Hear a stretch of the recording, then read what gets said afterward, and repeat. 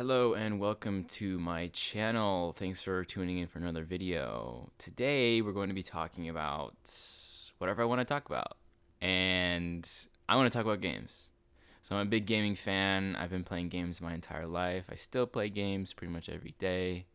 And I want to talk about some of the games I just recently finished.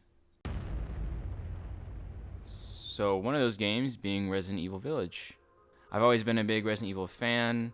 Probably one of my favorite games is RE5, Don't Come For Me. I did play it with my brother, so I guess it's more like a co-op experience, but yeah, RE5 is my favorite. I did play RE7, so that is a good precursor, I guess, to what RE Village was like. First person, more horror aspects, and I actually really enjoyed RE Village. I thought it was a great addition to the series. I thought the gameplay was fun. The guns felt great, and the game looked good. The graphics were pretty good. Now, I did play the story on hardcore mode, which made it pretty hard at first. There are certain sections where you are bombarded by waves of enemies, and these enemies take a lot of bullets to kill. So at the very beginning, when you have no ammo, it really is exhausting having to deal with so many enemies at once. There is no shortage of money even on hardcore mode, so I was able to buy ammo and herbs if I wanted to. I never really ran out of ammo or healing. Maybe that's just because I'm so good at the game. My aim got better. Obviously, I've never really played a Resident Evil on PC, but once I got used to it, the game flowed a lot better. And by the end, I was stacked. I had all the weapons upgraded, plenty of healing, and ammo. For the story, I thought it was interesting. They retroactively made Resident Evil 7 better. It made me like Ethan Winters a lot more. He is a one-liner kind of guy, so I felt that giving him this extra weight of him saving his daughter was beneficial to his character. I like that Chris was back in the game, although some of the story aspects to his character were annoying to me. I don't want to get into it because of spoilers, but it wasn't a big issue. It was more of a nitpick. I thought the villains were great. Alcina was a good villain. I wish that she was in it for a bit longer, although the other three lords were a great addition to the game.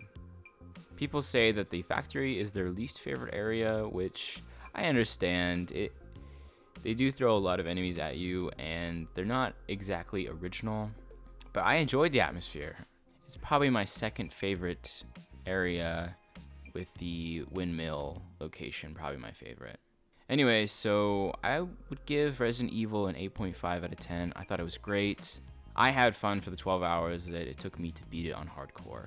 And I honestly recommend everybody who plays it to play it on that difficulty, because maybe standard would be too easy.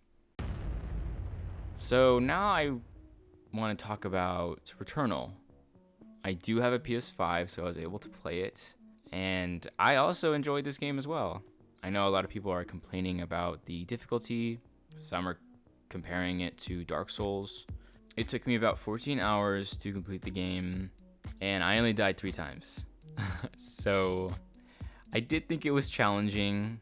The game is a roguelike, and I have played other roguelike games. I just recently finished Hades, and I enjoyed that as well. I think overall, Hades does it better than Returnal, especially with the characterization of the gods. Every time you die, you're able to talk to them and learn more about them. Whereas Returnal is more about learning this metaphorical story, which is confusing and, in my opinion, doesn't really resolve at the end. I know that if you collect this certain item throughout the game, that you can see the true ending, but as it stands, the ending is a bit abrupt.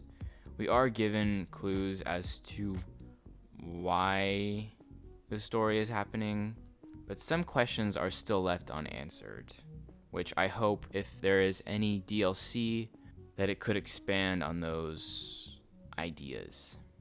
I do enjoy that mystery it builds up. Who is the astronaut?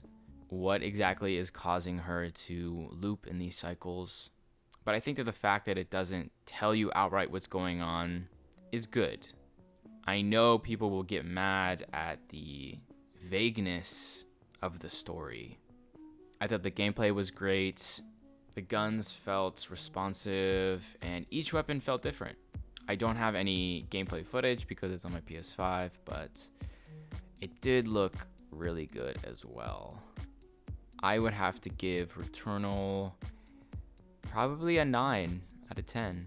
I really enjoyed my time with it, and if you like a challenging game, I think Returnal would be right up your alley.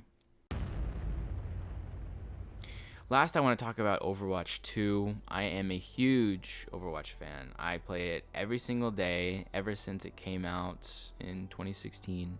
There have been talks about Overwatch 2. Recently, there was a developer video about the new maps, some gameplay changes. Now there is going to be a 5v5 instead of 6v6. One of the tanks are being taken out, and in my opinion, they took one of the tanks out because they knew that tanks are overpowered in this game. I'm afraid that this will change the gameplay flow, and it's going to be much harder to tank for the team with just one person. If you have another tank by your side, they can make up for your mistakes. If there's only one tank on the team, you're going to get flamed a whole lot more if you're bad. Now, I don't know for sure how I'm going to feel when it actually comes out, but as it stands, I'm maybe a little bit worried about the state of Overwatch 2. And who knows when it's going to be coming out. It's definitely not this year.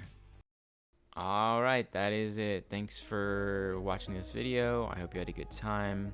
Please check out my channel for more videos. I'll see you next time.